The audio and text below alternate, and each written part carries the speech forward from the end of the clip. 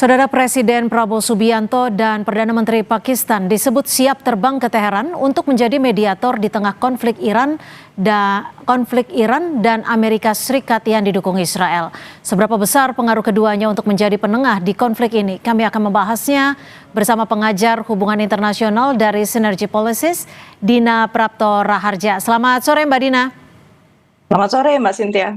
Ya Mbak Dina, ketika Presiden Prabowo Subianto dan juga Perdana Menteri Pakistan Shehbaz Sharif sudah sepakat untuk berangkat ke Teheran menjadi mediator, apakah ini memungkinkan secara kedua negaranya baik itu netralitas dan juga persetujuan dari kedua pihak yang berkonflik? Makin kita bicara soal keinginan Presiden kita berangkat ke Teheran, sebenarnya semakin muncul banyak pertanyaan ya di benak saya. Pertama itu kita dengar beritanya dari Pak Jim Lee. Kita belum dengar langsung gitu ya dari Presiden bahwa memang confirm beliau itu ke Teheran dengan tujuan mau menyampaikan niatnya untuk melakukan mediasi. Karena faktanya di Indonesia kan sudah jelas-jelas duta besarnya mengatakan menolak ya untuk negosiasi pada momen ini.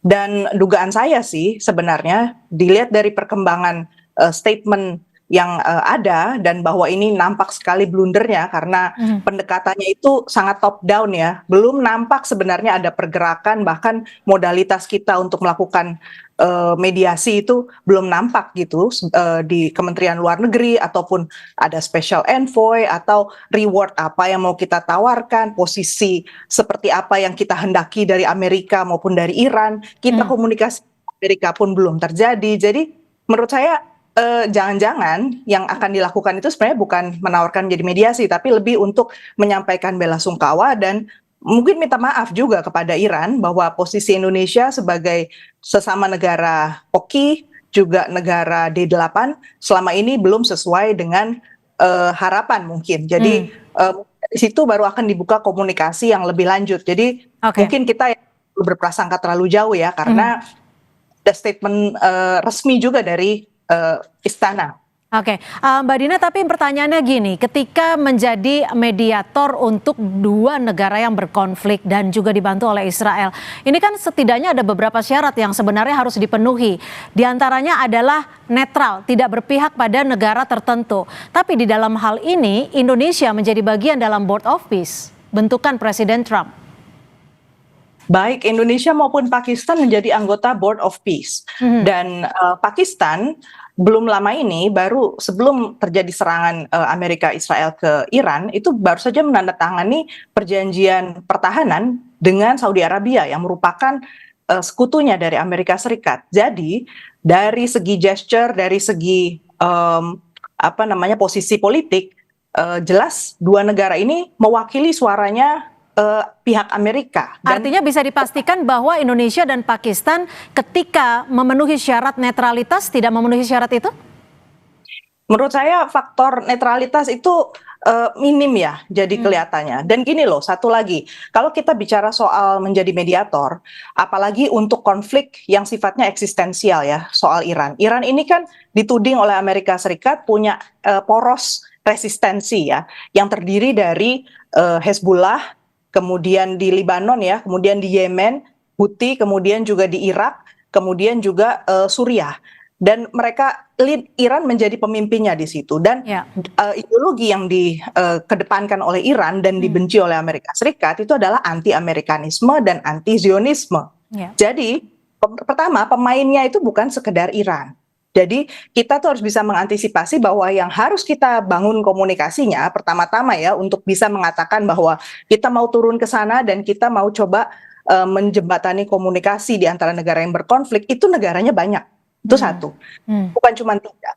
Lalu yang kedua, kalau kita bicara soal konflik di Timur Tengah, nuansanya ini beda karena kalau kita bicara soal problem solving, problemnya yang ada di Timur Tengah ini betul-betul dimensinya multiple.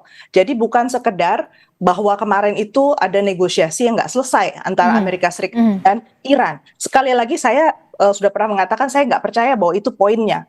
Ini justru yang harus kita kritisi betul adalah Amerika Serikat melakukan ambisi yang sangat besar untuk mengambil alih kedaulatan negara-negara. Kita udah lihat presiden sebelumnya ada Venezuela, kemudian ada Greenland, dia juga udah keluar-keluar soal Kuba. Jadi itu yang harusnya kita lihat juga. Jadi nggak mungkin kita nafikan ini cuma urusan yang beda gitu ya dengan di Iran.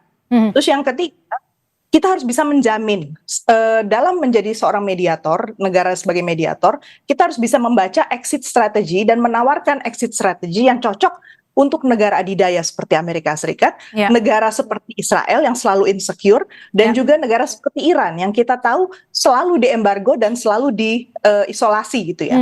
Nah, strategi itu yang harus kita baca, kemungkinannya berarti apa, dan kita berani menjamin.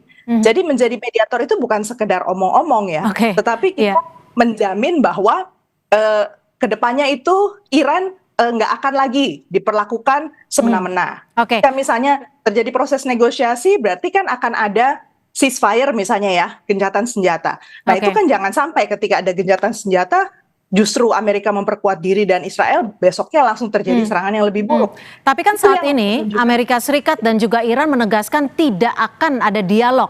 Apakah masih ada peluang sekecil apapun untuk membawa Iran dan juga Amerika Serikat ke meja perundingan melalui negara-negara seperti Indonesia dan Pakistan untuk di sana menjadi mediator? Tapi tetap bersama kami, usai jeda kami masih akan membahasnya. Militer Israel melancarkan serangan udara besar-besaran ke kota Tire, Lebanon Selatan pada Sabtu waktu setempat. Hanya sesaat setelah mengeluarkan perintah evakuasi mendesak bagi warga sipil.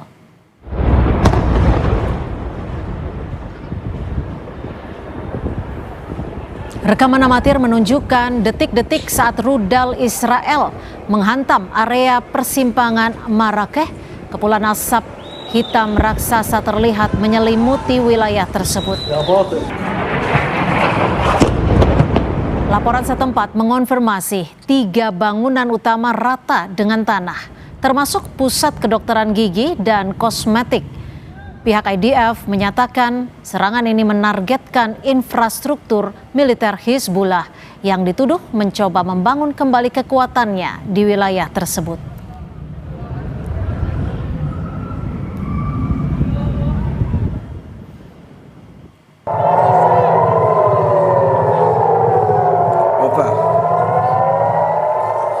Rentetan rudal Iran terus menyasar kota Tel Aviv, Israel. Beberapa rudal bisa dicegat sistem pertahanan udara Israel saat perang di Timur Tengah memasuki pekan kedua. Rekaman menunjukkan rudal yang datang diblokir, diikuti oleh kilatan cahaya dan suara keras di atas daerah berpenduduk. Israel dan Iran saling melancarkan serangan rudal dan roket yang melibatkan negara-negara regional lain di Teluk dalam perang tersebut.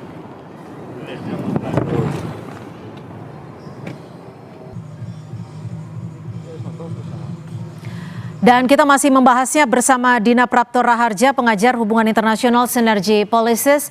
Mbak Dina, kalau Anda tadi menyebut bahwa ketika peran negara yang menjadi mediator harus memiliki strategi dan juga jaminan bagi negara yang berkonflik untuk ada sama-sama keuntungan yang diperoleh oleh negara konflik tersebut.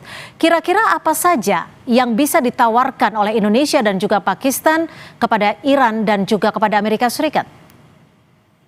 Kalau dari sisi Indonesia menurut saya nggak ada. Kita belum bisa menawarkan apapun yang sifatnya langsung praktis bisa dirasakan, apalagi dalam situasi yang sangat tegang pada saat ini. Pertama, kita nggak punya kemampuan teknis untuk memahami senjata nuklir atau soal pengayaan nuklir. Kita bahkan nggak punya ekosistem untuk mengetahui itu di dalam negeri ya. Kemudian yang kedua, penguasaan kita soal lapangan tadi terkait dengan kelompok-kelompok resistensi yang disampaikan, ada Hizbullah, ada kelompok Houthi dan yang lain, itu kita juga nggak punya data itu. Kemudian intelijen untuk suasana di Amerika Serikat, politik Amerika Serikat, Israel maupun Iran, kita juga belum pernah mempersiapkan hal itu. Jadi kalau menurut hemat saya lebih bijak sebenarnya Indonesia itu masuk tetap bergerak menciptakan perdamaian tapi lewat lingkar diplomasi yang lain. Misalnya kita menggerakkan di PBB, kita sedang menjadi ketua Dewan Hak Asasi Manusia. Kita bisa angkat aspek soal perempuan, anak-anak, kemudian juga soal humanitarian aid. Kemudian kita juga bisa bicara dengan sesama negara-negara di Asia yang juga gelisah soal ini. Dan itu digerakkan untuk membentuk satu poros resistensi baru ya di tingkat internasional tentang misalnya anti kolonialisme, anti penggunaan kekerasan. Jadi kita menciptakan narasi yang kemudian bisa menjadi counter. Setidaknya ketika kita hidupkan suasana diplomasi yang seperti itu akan muncul kemudian pergerakan di dalam negeri misalnya Amerika Serikat dan di negara-negara Timur Tengah lain untuk juga melihat bahwa di luar sana itu ada pergerakan, ada mobilisasi suara yang berbeda gitu. Yeah. Dan menurut saya itu jauh lebih efektif daripada kita langsung terjun ke dalam masalah itu. Oke lah, kalau disebut Indonesia setidaknya belum cukup kuat untuk memiliki daya tawar. Tapi apakah keterlibatan Pakistan dengan menawarkan Perdana Menterinya untuk menjadi mediator ini juga bisa memperkuat posisi mediasi untuk terbang ke Teheran? Kalau kita bicara duetnya gitu ya, berarti ya antara Indonesia sama Pakistan. Saya itu masih ragu kita menyiapkan dengan baik komunikasi antara pihak kita dengan Pakistan. Relasi kita dengan Pakistan selama ini memang baik, tetapi dari segi urusan defense untuk pertahanan keamanan, bahkan untuk urusan ekonomi, boleh dikatakan kita itu minimalis sebenarnya relasi kita dengan Pakistan. Mungkin dengan kita berdialog soal ini, kita bisa membangun hubungan yang lebih baik dengan Pakistan. Tapi apakah itu cukup saat ini, momen ini, dalam situasi yang sangat genting ini untuk kemudian menjadi dasar kita bergerak ke negara yang ketiga, keempat, kelima gitu kan. Jadi menurut saya chemistry-nya masih harus dicari juga antara Indonesia dengan Pakistan. Bisa dicek lah di lapangan, bahkan di anggota parlemen pun dulu pernah ada perbincangan kita harusnya punya semacam kaukus gitu yang bicara antara Indonesia sama Pakistan, karena urusan ekonomi kita aja nggak terlalu lancar itu sama Pakistan. Oke, tapi langkah Indonesia ini yang kita tahu bahwa politik kita adalah bebas aktif. Apakah bisa membantu perdamaian di Timur Tengah atau justru bisa beresiko menyeret Indonesia lebih dalam ke konflik di Timur Tengah? Konflik di Timur Tengah itu sesuatu yang sangat eksistensial, dan seperti saya bilang tadi, nuansa konfliknya memang berbeda dengan di kawasan lain. Karena ada kepentingan global kah, Mbak Dina? Betul, ada kepentingan global, dan Amerika Serikat memilih untuk memperjuangkan akses pada sumber daya energi di sana yang fosil basisnya sebagai titik tawar dia ke depannya sebagai hegemon. Jadi sebagai negara paling mendominasi di dunia. Jadi kalau kita lihat sejarahnya dari tahun 40-an, kita juga lihat bahwa Amerika Serikat tidak akan pernah membiarkan Timur Tengah itu dalam situasi yang stabil. Perlawanannya adalah dari negara-negara Timur Tengah yang berusaha meyakinkan Amerika Serikat lewat mekanisme kerjasama OIC, OKI ya, untuk meyakinkan Amerika Serikat bahwa di sini tuh sebenarnya bisa terjadi dialog. Saya masih ingat waktu ada kejadian Abraham Accords ya. Dari sisi Amerika kan merasa bahwa itu adalah salah satu insentif dia pada negara-negara Timur Tengah untuk kemudian mau berdamai sama Amerika Serikat. Dan itu disambut baik karena menurut negara-negara Teluk waktu itu pemikirannya adalah kalau mereka menyambut baik, harapannya dengan membeli lebih banyak dari Amerika Serikat, bahkan merasa lebih dekat dengan Israel, komunikasi lebih jalan. Tapi kan kenyataannya enggak. Situasi ini sangat labil ternyata kan di Timur Tengah. Jadi menurut saya memang untuk kita yang di kawasan, kita harus bisa membaca kita mau apa sih dari negara-negara di Timur Tengah itu, situasi apa yang paling menguntungkan untuk Indonesia, itu dulu kita jawab, baru habis itu kita bisa menyusun langkah. Jadi nggak bisa spontanitas, nggak bisa cuman impulsif ya saat kita tangani Timur Tengah.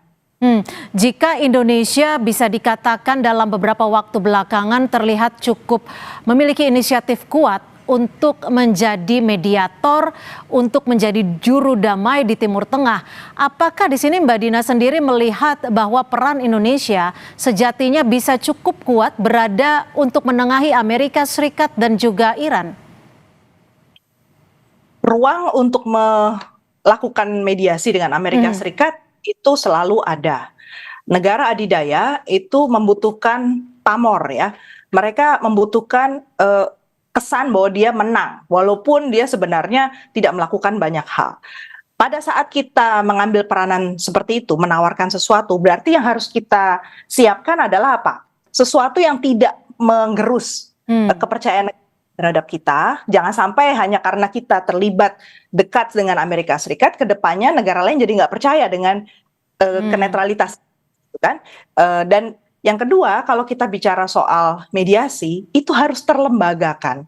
Nggak bisa hanya seorang kepala negara berangkat atau bahkan mengutus special envoy, kemudian itu dianggap sudah beres. Sekali lagi, konflik yang berkembang ini sangat membutuhkan atensi hari ke hari, menit per menit. Jadi lembaganya, anggarannya, sumber daya manusia betul-betul harus disiapkan, dan komitmen kita nggak bisa setahun 2 tahun.